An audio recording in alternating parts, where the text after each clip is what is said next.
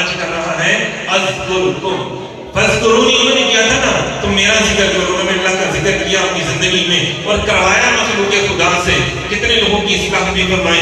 دیکھیں نا میں بھی آج آپ کے سامنے موجود ہوں، ہمارے اور ماشاءاللہ کے پیر بھائی ہیں بہنیں ہیں دین کی خدمت کر رہے ہیں، یہ ان کی تربیت کا نتیجہ ہے کہ انہوں نے ہماری اصلاح فرمائی، تربیت فرمائی، تزکیہ فرمایا۔ تو آج ماشاءاللہ سے دیکھیں ان کے نام پہ ادارہ جا کر ماشاءاللہ ادارہ چل رہے ہیں اور کتنی جگہوں پر ماشاءاللہ ذکر اذکار کی محافل ہوتی ہیں، دین کی خدمت ہوتی ہے۔ دیکھیں انہوں نے بھی کیا کیا، خانقاہ کے ساتھ درسگاہ بنائی۔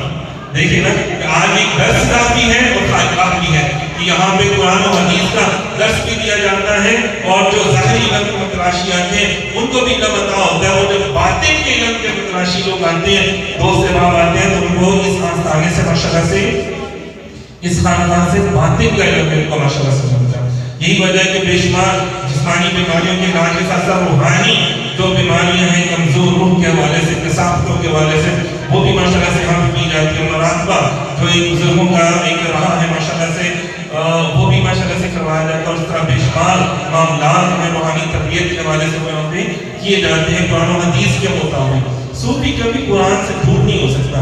جو آج لوگ کہتے ہیں نہیں صوفیاں ہوں، صوفی ہو میں مولوی ہو میں چھٹے یار مولوی نہیں ہے جگہ اور نہیں بس اللہ اللہ کرو۔ اگر مولوی کی تو بات ہے تو پھر دیکھیں سب سے بڑی بات اس دور میں خود خواجہ اجمیر نماز پڑھاتے رہے۔ آج کے صوفی کہتے ہیں نہیں نماز ایک مولوی صاحب کا کام ہے نماز پڑھانا۔ آپ کو پتہ ہے کہ خواجہ اجمیر کا جب اسحال ہوا تو حالت وجب میں ساری رات رہے۔